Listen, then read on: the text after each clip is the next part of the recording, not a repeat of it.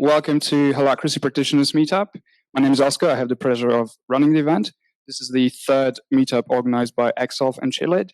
We're two agile software development companies. We implemented Holacracy in September last year, and ever since we've been looking for ways to, improve the community, to share knowledge, to find places where we can learn and also share experiences. And that's why we started organizing these meetups. So basically, the event will start with a presentation from Mr. Ewout Meijer from Springest, who was kind enough to visit us here today.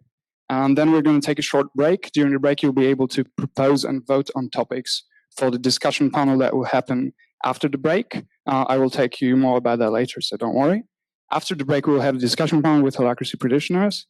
And then we're going to have plenty of time for networking and chatting and casual talks and all of that cool stuff. We have snacks, we have some drinks, so please make yourself comfortable and enjoy the event.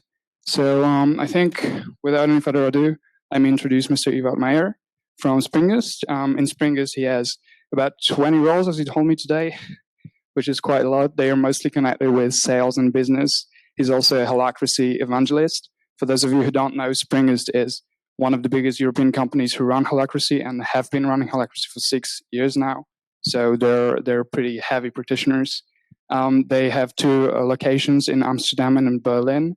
Over 60 employees. They create this online marketplace for comparing e-learning courses.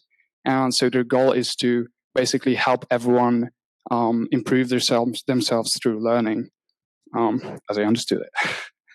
Okay, great. So please welcome stage Mr. Ivan Matosyan.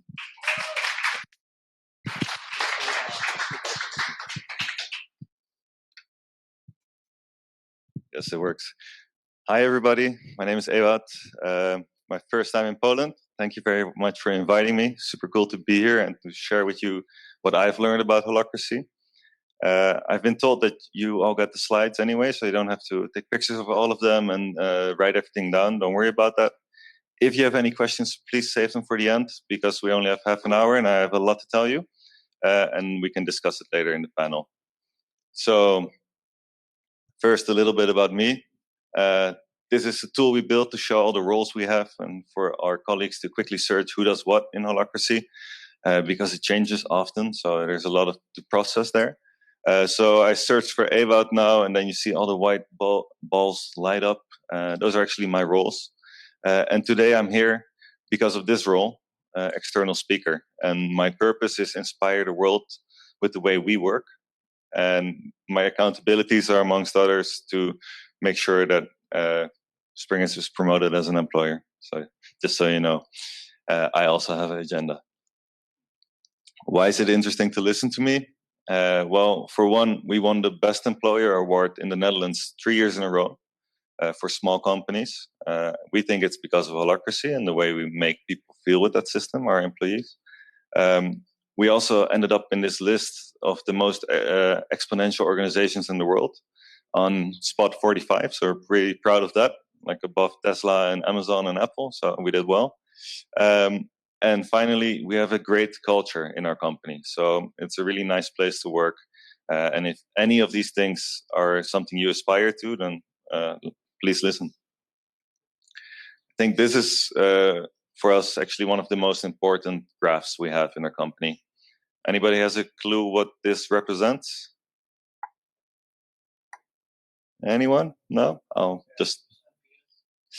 NPS, it's close. It's not about our users, but it's about the happiness of our employees. So we actually measure this every month. We ask them, how happy are you on a scale of 1 to 10? And then the yellow bar is us. So we're even higher than most companies in our sector that also care enough to measure this. And again, we say this is all due to Holacracy and the fact that it allows people to be themselves and to be free and not to have a manager that annoys them. So a little bit about Springest. Our purpose, first of all, of course, our purpose is to help people reach their full potential through learning, and since a month or two, also through vitality, because we thought it made sense to include that as well. And to do that, we set up platforms where people can compare any kind of learning, and they can book it. That's about it for now. So this is also important when I talk about our why. Our purpose is to say, do you know what your why is? Not only your company's, but also your personal, and are they aligned? So when you get out of bed in the morning, does it make sense to go to your job, or are you just doing that for the money? If it aligns, then I'm sure you're going to be a happier person. This is one of our platforms, just to give you an idea of what we do. And the reason I share that is not as a commercial, but more so you understand our business and the way our company evolved. Because no two holacracies are the same. It all depends on your market, on the challenges you face, and on the team you have.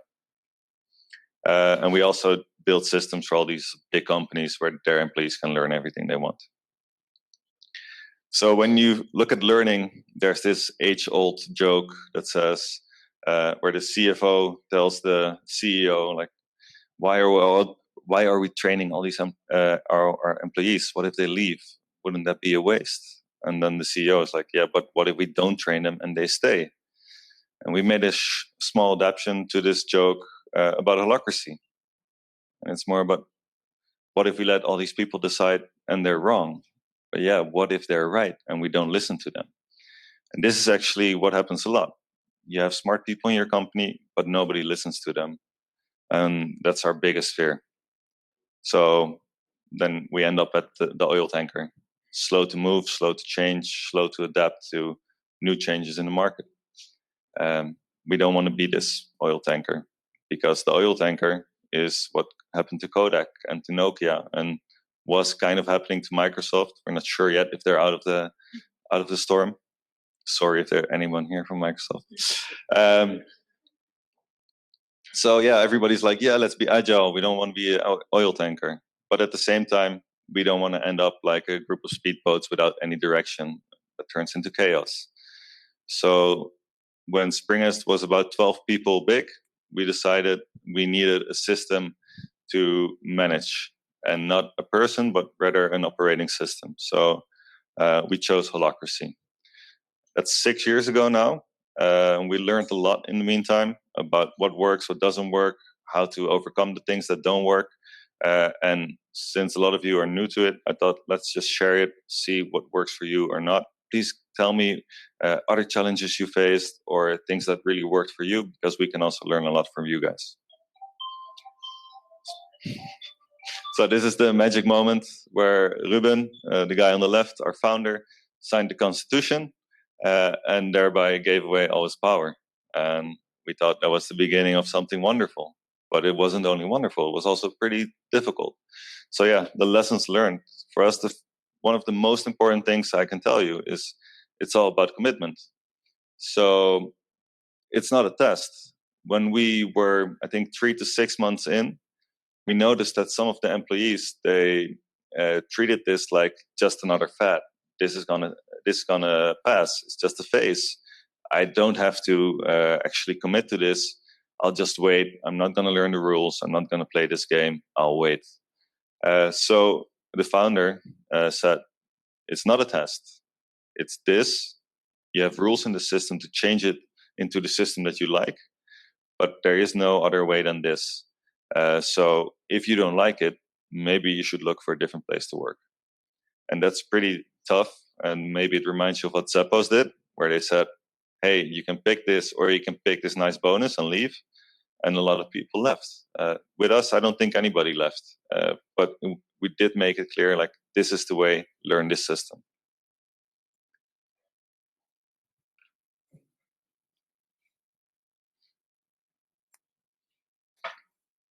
So in my previous example, you already hear that there's a pretty strong role for the founder.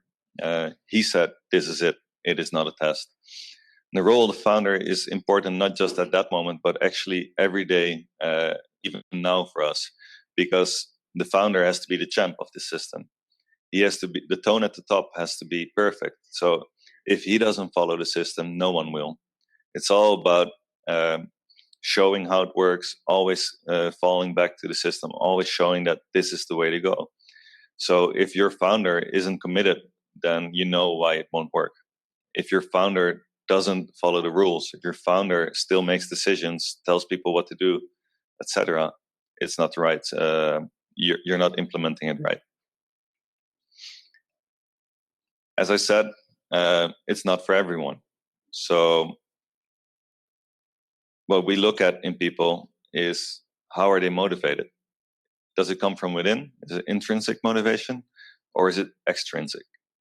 Now, if you've been hiring people, promising them a nice career path with nice titles, nice cars, nice bonuses, promotions, etc., and then you switch to holacracy, you're going to have a tough time with those people, because suddenly this career path that you sketched for them is no longer there, and the promotions are no longer possible. So you have to make sure that they are aligned with your purpose, that there's another reason for them to come to work and to work hard, and to want to succeed. For us, learning is the main driver. So we also, when we recruit people, we tell them there's no other place where you will ever work where you will learn more than here. So if you're all about development, come and see and learn and appreciate it. But if you're looking to make 100,000 euros in a year, you're in the wrong place. So we filter at the gate, but that's not an option if you're already a 10-year-old company and then you switch. So maybe there's still a filter that needs to happen in your company, and you still have people on board that shouldn't be there. And that's a really tough talk to have with them, but I think they and you will both be happier and your company will be healthier. So this is our team on workation in Spain, because we did make a goal and we got a nice treat for it. I wasn't there, unfortunately. It still hurts. And it's super nice to have such a nice tribe and a good team around you. But you have to make sure that everybody has to be able to deal with critical feedback, because there is no place to hide. Everybody is super honest with each other. It's possible to be dishonest because you're not talking person to person, you're talking role to role, and you're expecting stuff from the other person or from the other role, and you can be really harsh about it and direct. But then again, they have to be able to deal with that, and they have to be able to see that as two separate things. If they're not able to do that, train them in it. Total clarity. That's something we also learned. So let me see. Yeah, it's about, how is a decision made in your team, in your organization? Usually, it's this in companies. So you have to know someone. You go out smoking with the CEO every day, and then because you're buddies and you discuss a lot of stuff downstairs, your things get done while the other people's projects don't get done. Or you play football together, or whatever. There's always these secret rules to the game that you don't know and nobody knows. And we don't like that. So we say, no, there has to be a different way. It has to be about data. So in our organization, data rules. If you don't have data, you end up with this hippo, the highest paid person's opinion. If you don't know the hippo, you are the hippo, because you are then probably hitting your fist on the table saying, it's my way. We say, no, everybody has to bring data. And we found a tool in that to connect this purpose that we found for our company to the day-to-day work we have every day, and all the tasks and all the projects. We use OKRs, then it actually replaces the normal strategy setting in Holacracy. So it's objectives and key results. It's a whole presentation in itself. So for now, let me just say, it's about setting ambitious objectives, and then making those measurable. So how do you know that you're actually achieving this ambition? And then being really strict and objective about achieving those. And you can actually see it as this. So this is your purpose. To achieve that purpose, this is what you're going to do this year. This is what you're going to do this quarter. Then these are the results. You have to measure that, and your work relates to those results. How do they impact those results? If they don't impact the results, you're not working on the right thing. So how's the decision made in Springest? Well, my task has to help the project, has to help the quarterly objective, has to help the yearly objective, has to help the purpose. If it doesn't help that, or if my project has a bigger impact than the other project, my project trumps the other one. So we're super clear with this. And if you talk about this and you talk about what will have the biggest impact, soon you will be talking about data with your colleagues. So make sure that you implement a system, maybe not this one, but any system that demands the conversation to be about data, not opinions, not who likes who or whatever. So for us, I was talking to people here today, and they said, yeah, well, you guys are already done. Like, no, we're not.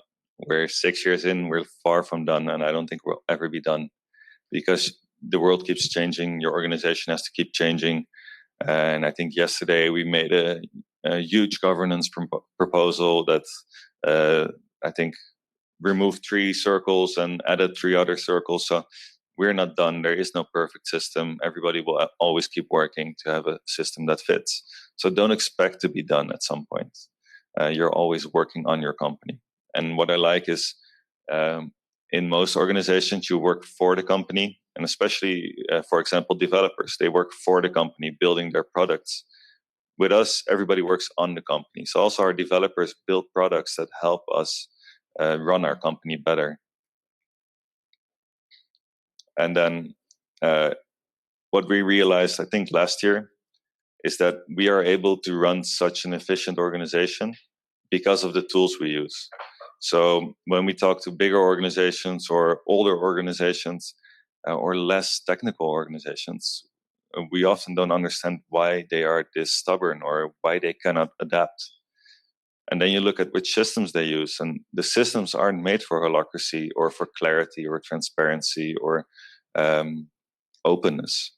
They're made for me working behind my desk, performing what my manager wants me to perform. So if your system is set up in that sense, then how do you expect to use it? So I just added some examples of the things we use that for me have to do a lot with our way of working. So the first one is Asana. Not sure who uses it. It's we use it instead of Glassrock, and Holacracy one won't like that. But for us, we were so deep into Asana that we just said we'll stick with this. We hacked everything from Holacracy into Asana so that it would work. So this is, for example, our organization's tactical. It's one of our circles, and you see the metrics we discuss, our checklist. You see the governance here, the roles, everything is included. And we made a webinar together with Asana about how we set this up. So if you're interested, check that out. And it goes into a lot of detail about how you could also do this. So if you get the presentation and you click on this, you'll go to the website. Then Slack. There's a lot of competitors for Slack. We just like Slack a lot. And Slack allows us total transparency about everything we do, and also really direct feedback between colleagues. So if you look to the left, all the circles are represented, but also all the fun stuff is represented there. Then Sputter. This is something we build ourselves. As I said, our developers work on our company as well. So we already had a tool for synchronous communication, which is Slack. And we had the tool for all the work where you say, okay, this is okay if you see it in 2 days, maybe. That's Asana.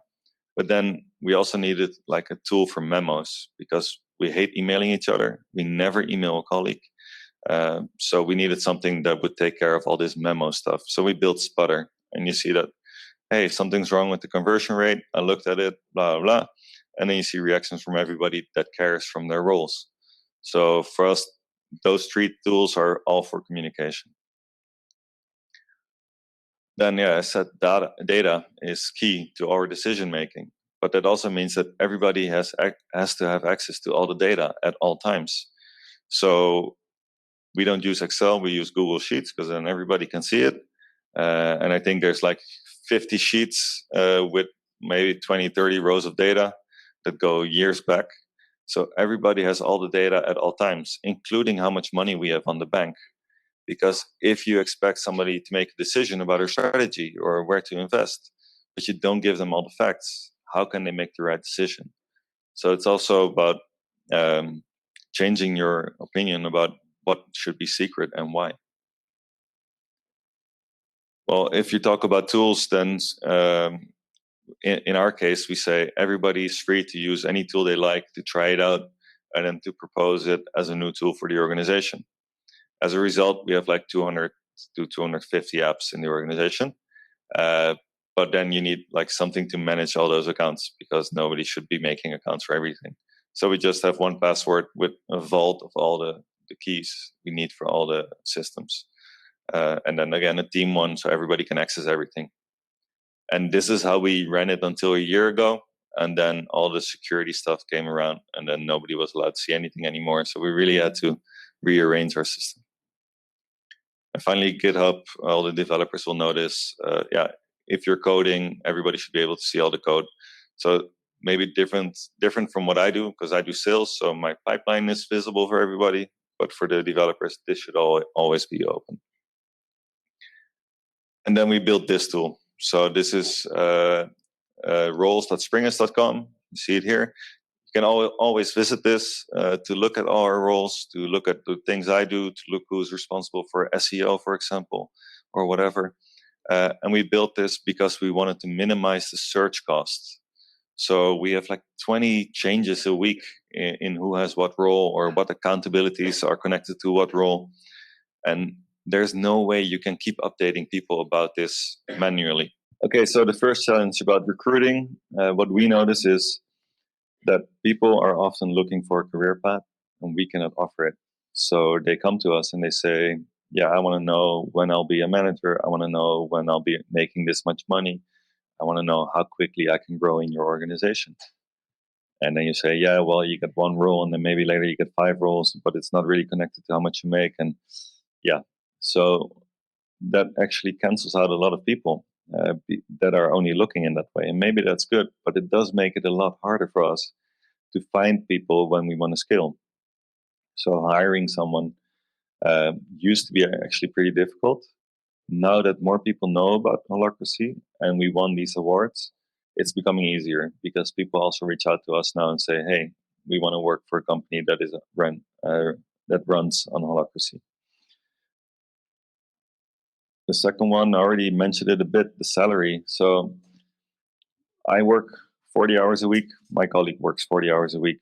I have 20 roles. The other person has 1. How do you reward that? How do you compare that? And how do you keep that honest? Because you don't want any mismatches between people that speak up more, or between men and women. So this is actually something we're struggling with. And I think a lot of companies that run Holacracy in the Netherlands face the same thing. So we're working together with those other organizations into looking into more fair systems, or better ways of judging this. And I think we already came up with something where we will look at somebody's decision-making capabilities. So if you can make a lot of good decisions in a day versus only a couple, then you should be earning more. So this is probably a test we're going to be running out. If you have any feedback about how you do this, or a system that you develop, please share it with us. And finally, scaling. So how to scale quickly. Because if you find the right people and you hire them, welcome to Holacracy. This is going to take a year before you understand it. So before they're up to speed, it takes a lot longer, because they've never worked in a system with these rules. They need to learn how to play the game.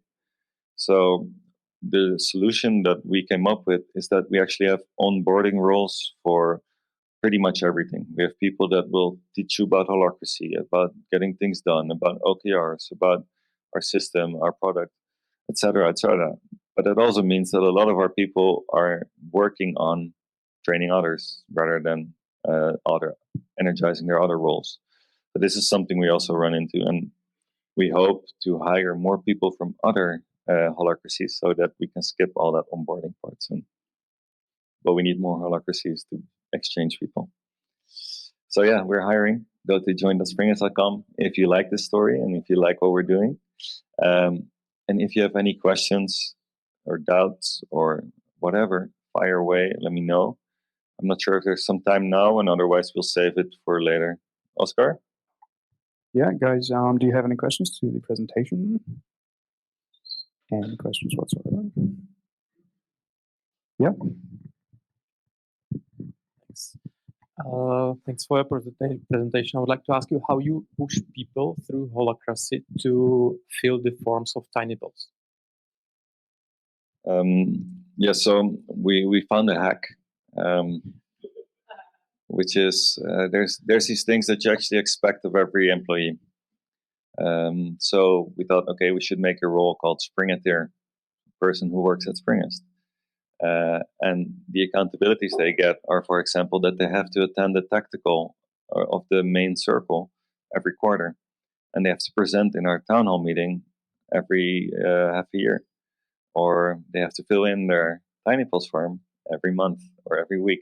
So that's a hack we found to make them accountable, but still it's pretty weak. You can't force people. So we also have to try the opposite, and that's convince them why it's valuable, and convince them that we do things with their feedback. So what we do now is on Friday morning, we have a town hall meeting where everybody in the company gets together and we can discuss anything. And there's somebody who's responsible for following up the feedback that we get in Tiny Pulse, and he will present it. And he'll say, hey, I got this feedback, we did this and this with it, and I would like to discuss this because maybe it's an issue for more people. So we really make it open, and we show that things happen if you give us feedback, and that will encourage more people to do it. Cool, guys. Anyone else? That was a great answer. Okay, so I have a questions regarding that objective key results. How do you establish that objectives? Do you have a set of roles that are responsible for setting objectives, or it sometimes somehow comes from the company regarding the evolutionary purpose of the company? How do you match these? So you start with the purpose of the company, and then the lead link of the general circle has the accountability to set the strategy, and the lead links below to translate that strategy. So it's pretty clear who has to set the objective, because that's the lead link of the main circle. But in our case, he said, well, I don't want to be doing this by myself. So he elected, or he created a role called strategy advisor, and then he assigned it to 2 people. And then I'm one of the strategy advisors. So what we do is once a quarter, towards the end, like 2 weeks before, we go and have sushi and a lot of beer, and we discuss everything about the company. So all the challenges and opportunities and whatever is working, what isn't working, what we tried the quarter before. And based on that, he gathers a lot of data, and he'll go home, and the next day he has a draft. He's like, guys, I want to focus on this. Speak now if you think this is a bad idea, and tell me why.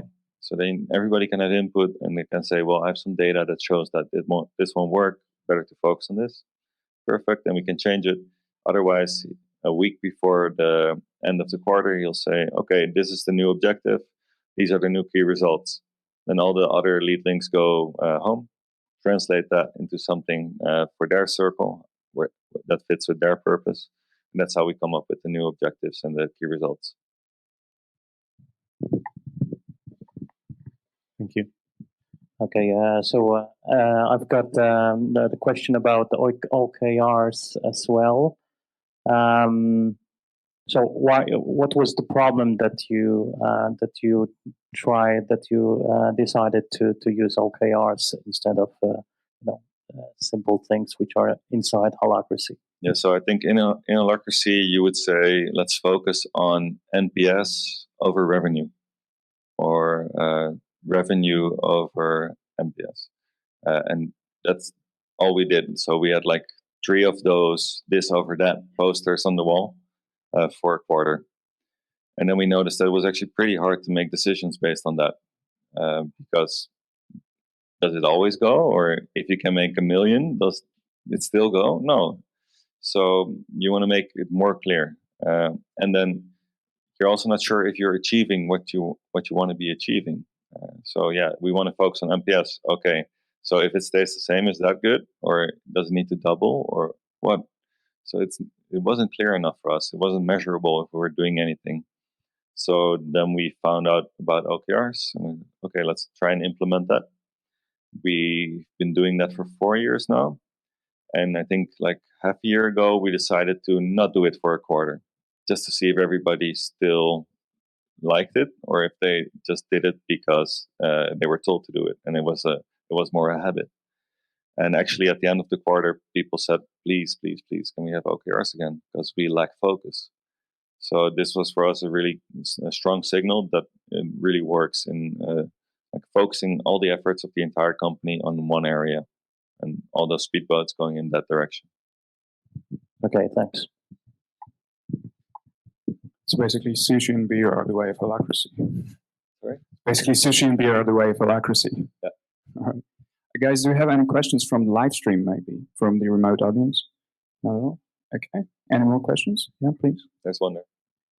Hello, I have one question. You mentioned that one of the problems are salaries, but you also mentioned that everyone has an access to the bank account. So does it mean that your salaries are transparent inside the company? So I think I could find out, and but it's not like, oh, here's the system, look at it. So you could figure it out a bit, but nobody wants to actually, because that's not why they're working at our company. So I think everybody that works at Springest also knows that they could make a lot more money if they would work at one of the banks or Booking.com or like a big company in Amsterdam. But they chose not to, because they thought, hey, my happiness and learning and all those intrinsic things are way more important than making a lot of money. So when you take this as a motivator off the table, then you don't get these angry looks at each other, like who makes more, and just make everybody satisfied, but you don't have to pay too much.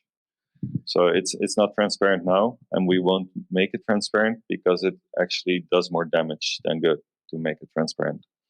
And that's because nobody has ever said, hey, I see this person makes less money than me, I also want to make less.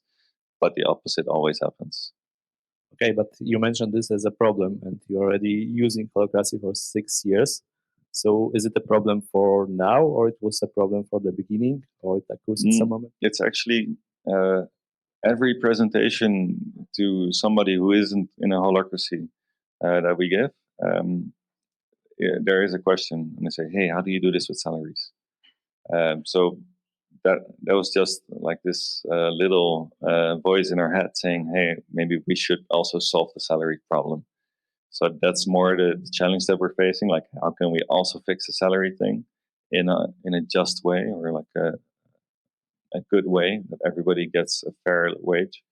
I think that's more the motivation for us than that there's an intention within the company that we don't do it correctly.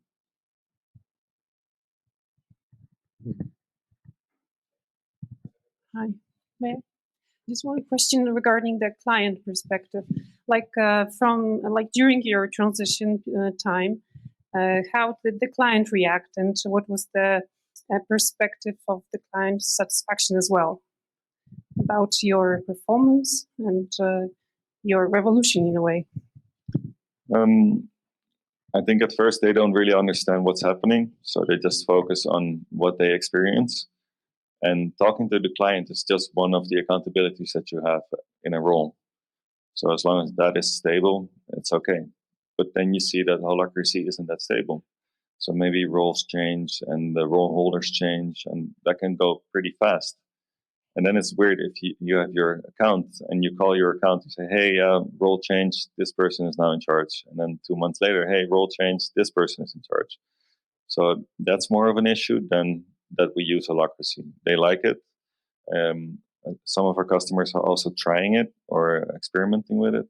And they use us as a source for knowledge for that. So we give presentations at the clients. So they actually like this. They like it a lot. Okay, guys, I think we have one question from live stream.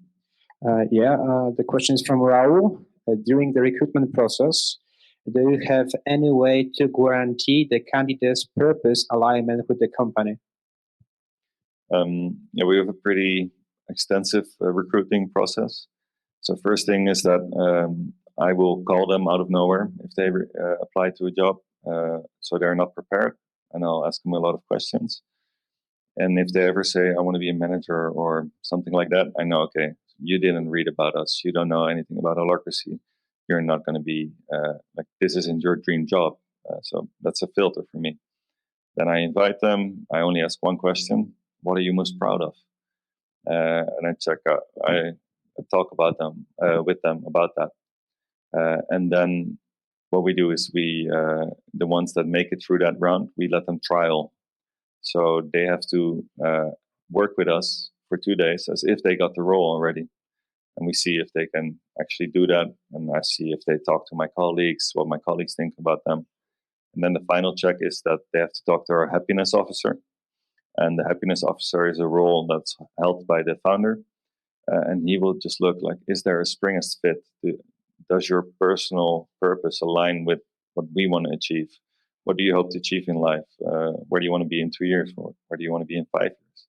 So just talking about that, and it's fine if they say, I just want to learn how to be an entrepreneur and I'm going to be gone in 2 years. That's fine, because then we still know that it sort of aligns with what they're going to do at our company. So, and then if they make it, they get a job offer, but they only get a 6-month contract. So then actually you have a 6-month trial to see if everything you told us is actually true in real life as well. Okay, guys, I think that's probably enough for the questions. If you have any more questions to Ewout, I think you could ask them during the break. So thank you very much for the presentation.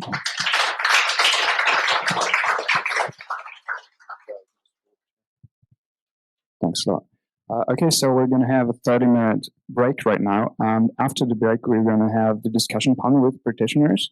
So our idea is that you can propose the topics for the discussion panel. You can do it by writing them on the whiteboard just behind you. So just approach the board, write it on the board, and once we have a few topics, put a dot next to your favorite topic, so that the more dots, the more popular the topic, and these ones will be discussed. And also, our remote audience can do this in the questions section. So propose your topic in the question section, and then you can also vote under that question. So that's how we're going to do it. Please do it in like next 20 minutes so that we can still count the votes. Okay, thanks. There's snacks and drinks at the rear end of the room. Please enjoy yourselves, and see you in 30 minutes. Okay, so now is the time for our discussion panel with Holacracy Practitioners. We're going to have 4 guests and 1 facilitator. So the topics that you voted are who decided how much to pay people in your company? What a surprise. Transition to holacracy. How do you deal with feedbacking process? So these are the 3 topics that will be discussed. Let me now introduce our guests. Our first guest is Mr. Ewout Meijer, who you all probably know, so I'm not going to introduce. Our second guest is Mr. Ivan Matosyan from Videolektor. Yeah, please come to the stage. From Videolektor, from Czech Republic. Yeah, go on. It's a distributed company that helps tax advisors and law attorneys stay up to date with the law changes. They're a distributed company. They work all remotely. I think you implemented Holacracy in February, so it's an intensive process of implementation. We're really looking forward to your insights. Our third guest is Mr. Yasuov Kojic from XSolve. Jarek is our engineering lead link and a person responsible for Holacracy adoption and Scrum and Agile and all the approaches, very much responsible for the whole tactics in the company. So welcome to the stage. And our final guest is Mr. Piotr Błaszak. Yeah, you can sit down now. Who is a senior software developer at XSolve. He's also a lead link of People Tech Growth Circle, who takes care of new software developers in the company and their improvements and how they can grow in our company and flourish. So thanks for being with us. And let me introduce our facilitator, Mr. Kanin Mazera,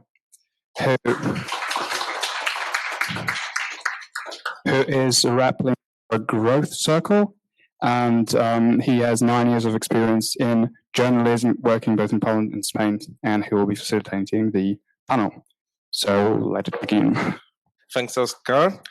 Well, welcome to the discussion panel. We have some tough topics, as usual, money and how to do it. So let's crack this and start with the money.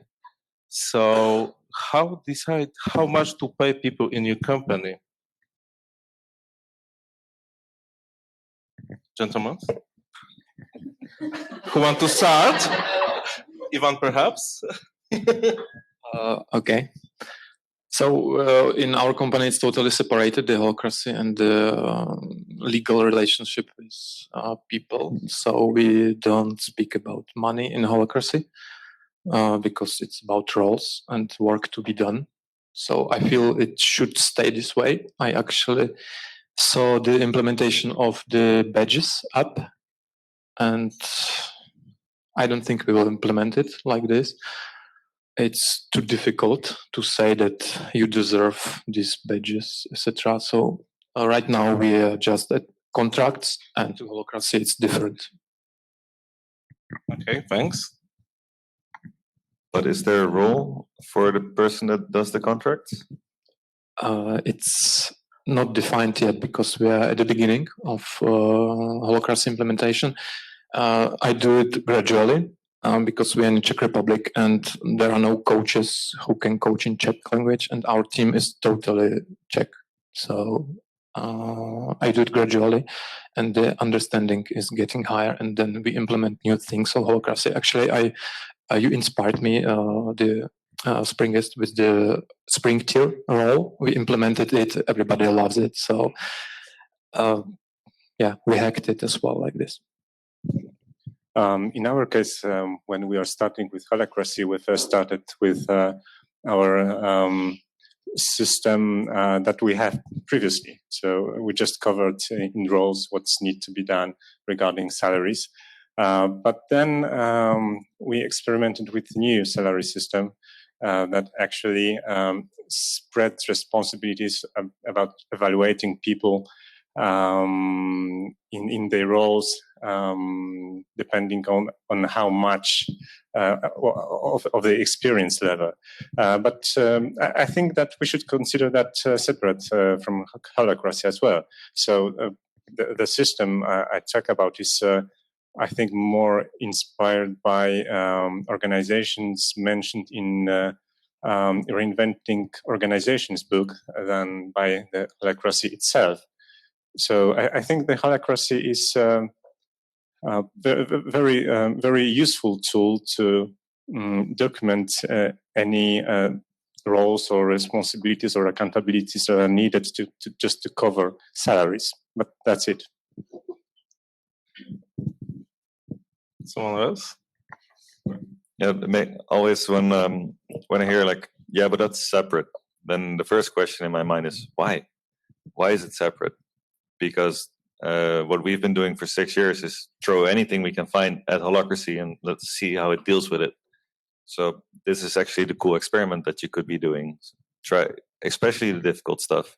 Throw it at holacracy, see how it works, see how you deal with it, see how it evolves, and don't keep things separate because I don't know what the reason is, but there's no need, in my opinion. Yes, and it's not my domain basically, but I think that we also at XSolve tried to adjust this process a little bit to make it a little bit more transparent, so that also the teams have to say about it, how to evaluate the employers. But yeah, I don't think that it's fully implemented right now. But we are, I think, trying to also make it at least more transparent right now as it is. Maybe more internal than external right now, but still we're trying to do that. But maybe it's not directly connected to holacracy right now. Yes, I think it's worth to explain a little bit more of what we did. So at first we had let's say before adopting holacracy, we had a manager who was responsible just to set salaries for everyone, right? Then we mapped this for a role in every circle, and now we have a system running in several circles that relies on evaluation of experience that matches directly to salary by coworkers. So every person in a circle is basically evaluated by his or her coworkers in that circle in a way that everyone chooses a set of the leading, let's say, or major roles that is evaluated and marks a point on a scale. How much this person should earn, or how much this person is basically experienced, and we just that runs in several circles. Not every every circle has to agree to go with this system, and even some circles decided to open their salaries internally, so they can see how much every circle member earned to this point, because that made it easier to set the new salary for that person. And then this works well in several circles, but we're still developing the system. And as you mentioned on your presentation, actually, I think that we might actually contact regarding this and then try to use your experience as well. I think you have an amazing opportunity here, because you have actually two different systems running in the same company. One is transparent, the other isn't. This is one of the issues we always have with Holacracy. We don't have an A/B test. There is nothing we can test it against. We don't have data on what if we wouldn't have implemented it. But you have here the chance to say, what if it's transparent and what if it's not? So I'm very curious about the data and the results. I think that depends on actually the people in every circle, because some circles are more open to experiment, to share their salaries, while others not. And it depends on the people filling roles in that circles. But yes, at the same time, we have some teams not running Holacracy in the company who have the salaries set by manager. We have some circles who run in Holacracy and have that previous system. We have circles with the new system without transparent salaries, and circles with new salary system and transparent salaries. So I think we could gather a lot of data. Yes, and I think that it's also connected with the feedback itself a little bit. So who knows best than the team that is actually working with that person, rather than a manager that knows everyone in the company and has to evaluate them. So it's probably just giving this decision a little bit to the people that work with this person. So I think this is a good, well, at least a first step to do it. I think that the background of this question about salaries is that it might be frightening what would happen with salaries when someone implements Holacracy. But I think that actually things don't need to change immediately. I think that at the very beginning, just the previous roles can be mapped to actual roles in Holacracy and circles, and then we can just use Holacracy to develop that salary system, right, by processing tensions, and it can be, I think, very natural. I have an additional question to this topic. I'm wondering if this lack of transparency in the salary topic raises some tensions of the employees in your organizations. Do you have some feedback to share with us about this? For us, there's no tension. The only tension that did come up is that they were curious about the process. So not about the salaries, but about the process of how it was happening. So we, during a town hall meeting on Friday morning, we just explained the process. This is how it works. This is how you request it. Be sure to request it every now and then. So as soon as that was transparent, everybody was okay with it. And there's no need to know the salaries of the other people.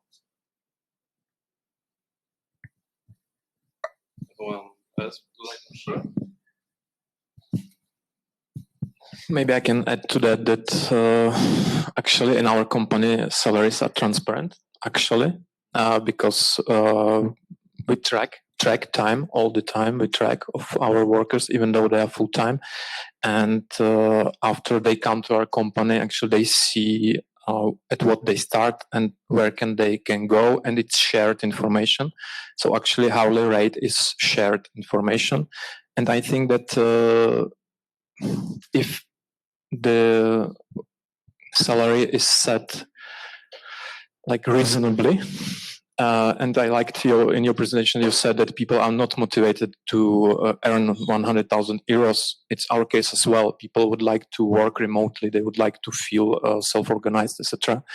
That's the reason they join the company, not money. So if the price for their work is reasonable, I think why to talk about it so much? I think we can talk about it yearly and adjust the salaries like 10%, like the inflation rate, etc., etc. It should be reasonable, like to market if you compare, but of course not to make the fortune. Yeah. I'm not sure if I got your question correctly. You asked if what tensions prevent us from if the lack of the transparency in salaries rise some tensions in the organization. Because in context of holacracy, where the transparency is one of the foundations of the holacracy system.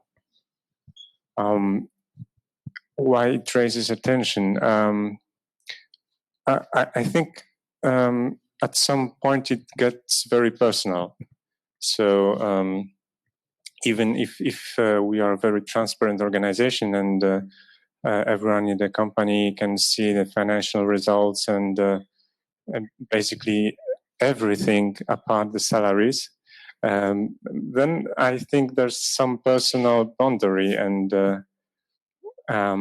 some fear of, I don't know, being exposed to others.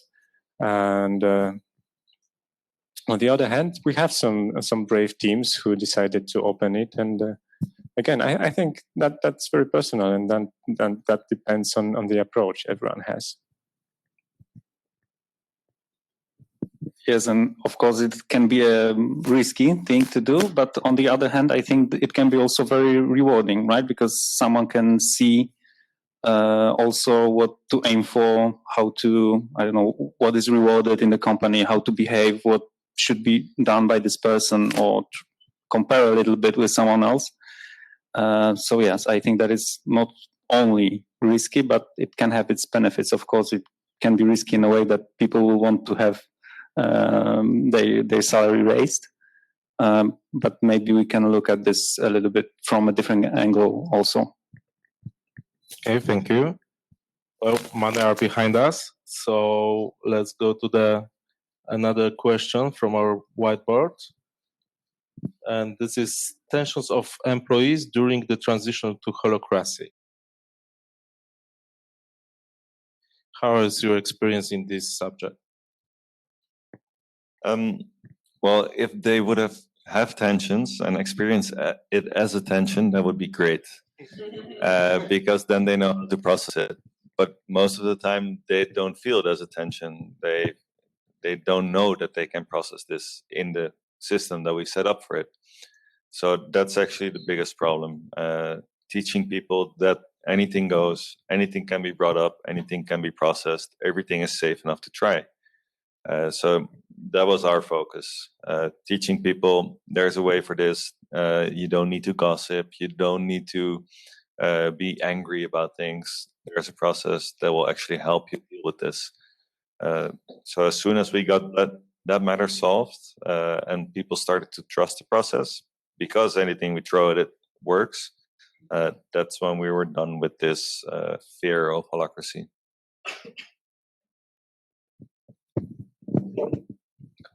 Okay. So I think I need to present a little bit background. Just before we started Holacracy, our organization was, I think, very chaotic. It was like just like a chaotic family, I think. So our meetings was usually quite intensive. Everyone was speaking in very any moment he or she wanted to share something. We didn't have clear responsibilities or accountabilities. And it was working quite well, and we were, I think, quite happy with this. But at some point when we grew, we realized that we need to organize somehow ourselves just to have everything more clear, because that chaotic organization suddenly were stopping working well. And given that background, we started with Holacracy, and Holacracy at the very beginning gave us some very rigid rules. And that includes Holacracy Constitution, which is not easy to read and understand. That gave us the governance process or tactical meetings where we need to follow that very strict process and procedure. We must not talk at random moments, but just when we are allowed by facilitator. And many tensions were connected to our, I think, the spirit of the organization, that we suddenly lose that free approach and become some rigid corporation, basically, right? And as you mentioned before, I think many people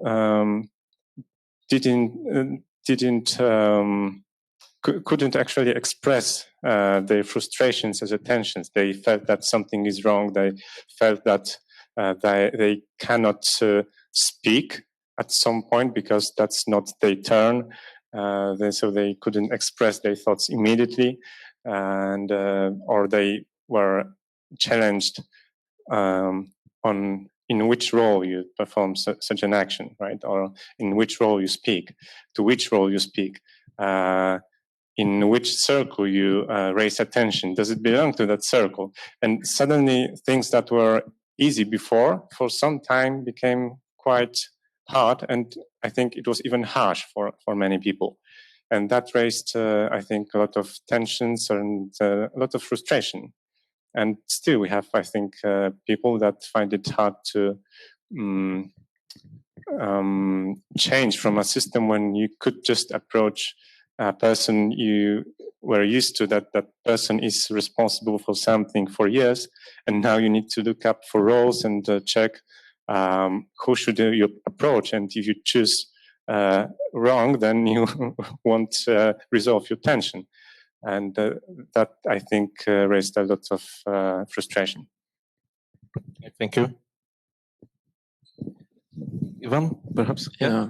I agree to what Jarek said. In our case, there is frustration. I feel it from people because they want to speak and they are shut down, cut off, and they are like surprise in their faces sometimes. Yeah. What regarding the question is tension of people is that they take things personally. I feel it now. They don't feel that we are speaking about roles, but they feel we are speaking about them, and we want to correct their work to adjust it to our needs, like manage them. Still, they think it. So this is, I think, our tension at the beginning of the implementation now. Yeah, maybe I will just add a little bit from the developer's perspective, how it is for us, because I think that business teams adopted it a little bit earlier and development teams a little bit later, and it was a process rather than a change that happened overnight. So it wasn't like right now all of the development teams have to work in Holacracy, but rather it was, if the team wanted to do this, it also had some tools and people to help them, like Holacracy adoption leads that help the team for doing that, facilitating the meetings. And of course, the biggest tension, I think, is the structure of the meetings, that it was, I would say, really awkward at the beginning because, of course, everyone wanted to do it like they always did it. But the key is to facilitate it in a way that to show the positives of that. And after a while, I think they are visible. The positives for example, you see why those meetings are structured like that. So, of course, we know that it's not that we cannot discuss anything, because development teams are a little bit different. I mean, if you work on a product, you basically have to have these discussions and have to agree on something. It cannot be like, okay, now I'll be doing things this way. So they are still there, these discussions, but probably outside of those structured meetings. So for us, it's still transitions for the development teams. But like I said, it was not forced on us. So it was, if a team wanted to do this, they did it step by step. I have 2 points. The first is that we use tiny polls to surface tensions, actually, that people don't know where to put or where to address them. So it's anonymously, so they can say, hey, I have a suggestion for the company, or hey, I don't like this. And then we made somebody else accountable to process that tension. So it's a really safe space to do those tensions that you don't know how to process them. The other one is that, especially with the meetings and the structure, we have a lot of behaviors that we have to unlearn. And then actually holacracy is the stick. So we're hitting you with the stick. You're not following the process. And people don't respond well to the stick. So it's not that weird that they don't like it. So at the same time, you have to also offer the alternative. So you have to tell them, why is this? And you help them understand, why do you feel the need to say something when it's not your role, when you're not accountable?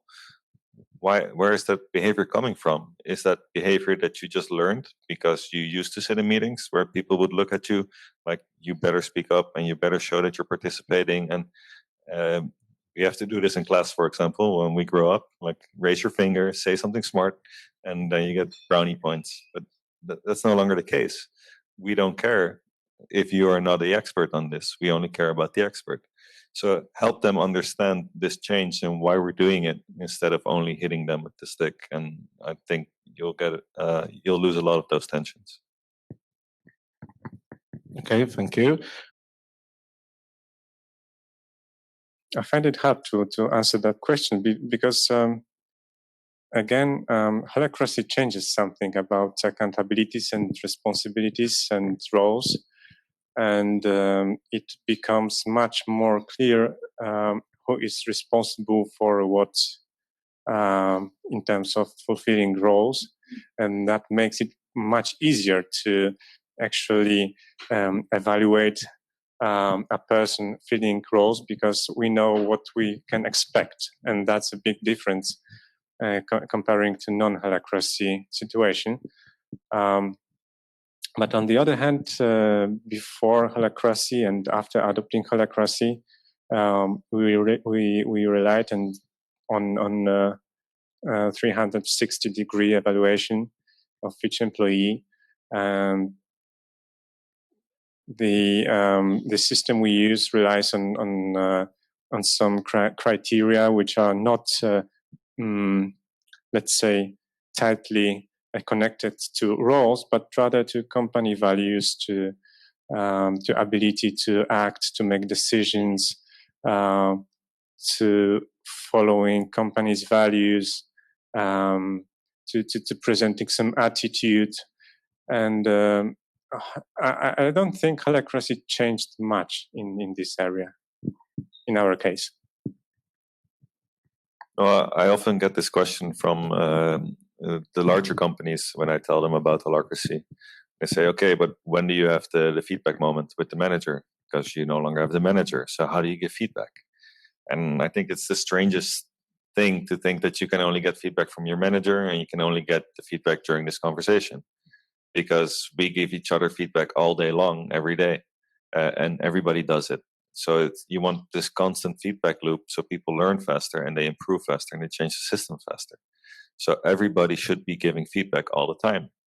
Now, not everybody's good at giving feedback, so you need to train them in how to give constructive feedback rather than just the harsh criticism that doesn't actually help construct anything. So we try to train them in that, and still then we have 2 separate meetings every quarter. One is the KK, which translates to Dutch, but it's like a quarterly quarter, so QQ in English, where you sit with your lead link and you discuss how is the role fit, how are you doing in the team, any troubles with the rest of the circle, that kind of stuff. And then there's the happiness hour. And the happiness hour, you go and walk through Amsterdam with the happiness officer, which is the founder, and he will talk to you about how are you in life, how happy are you, what can we do to make you happier, not just in work, but in life. So do you need more time to be with your kid? That's fine, we can fix that. Or do you need to work from home more, or whatever? So there is space for that, and we build a system and a process. But the most important part is that every employee knows that they can give each other feedback all the time, and that it's good that they get feedback from each other. So it's a cultural shift you have to create. Yes, and I just wanted to confirm what you basically said, that we are also trying to implement it like that, so that the feedback from the team is very important, and build this feedback culture. So to explain people how to give it, how to receive it, and how to do it to not to offend anyone or not to be offended by it, because it's not meant to be for this. So I think that also just speaking about the reminding people about it just builds this culture for giving feedback, which is, I think, very important, because everyone wants to get this feedback, because otherwise you don't really know if you are doing a good job, because you might think that you are, but that's basically the most important part. And that is between employees. And for the company, you also said that you have the surveys. We also have something like that. They are automated on Slack. So there's also a way to remind people to give this feedback. Of course, then you have to process this data somehow. But still there is something like that in place to just gather this feedback. I already said, like, no two holacracies are alike, but funnily enough, I think that ours are a lot alike, because we started as a technical company mainly, so we had a lot of developers on board. You guys also have a lot of developers in your teams. We did a strength finder test, and then we found out, like, okay, empathy stuff, we're not good at that. So the face-to-face talking and getting feedback and all those things, we suck at it. But our solution is technical, and your solution as well. You build something in Slack. We use Tiny Pulse. So you have to look at yourself and what you're good at, and then figure out a different way to get the feedback or build a system for it. And there's a million ways to do it, but make sure that you have at least one of them in your company. I think one thing to mention is that when we started Holacracy, it was much easier for us to decouple the responsibilities for the feedback process from the manager. And actually, we created some roles that we call some feedback facilitator. It's not exactly that name, but the responsibility is to just facilitate the feedback process. And I think by adopting Holacracy, it became much more clear for the people how the process works and who's responsible for what, and made it very clear that the let's say manager is not responsible basically for giving the feedback solely. Okay, thank you. Well, basically we have a couple of minutes, so perhaps there are some questions from our audience. Someone who would like to ask or guess something about the holacracy? Don't be shy. Okay then. So thank you very much for this discussion panel. It was a pleasure to have you here, and you guys also. So thank you. Thank you.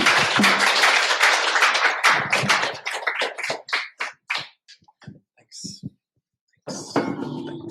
All right.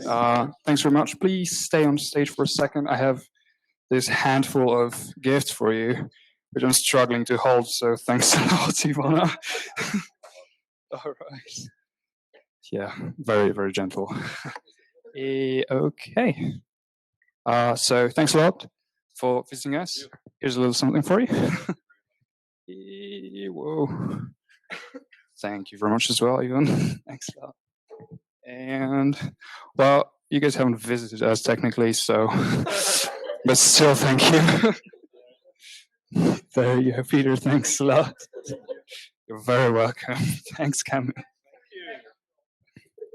Yeah, exactly.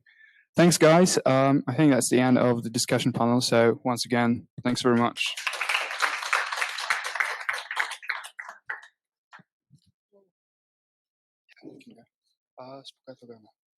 Yeah. Okay, so now is the time for a few closing remarks from our ex-CEO of Chilid, Ms. Anna Zarutska. So please welcome the stage. I love the pronunciation on my surname. Love it. I'm still CEO. That's a bad news. We need this outside this building. We don't need it here, but still, our clients, they really don't care if we have holacracy or not. And I'm sure that it's like typical story, and we do not care if they do understand or not. That's why this relation is based still on the old-fashioned names and the structure in the names. But this is not the topic of closing remarks. What I wanted to share with you is a question. I think the practitioners as a group are people who are asking many questions all the time.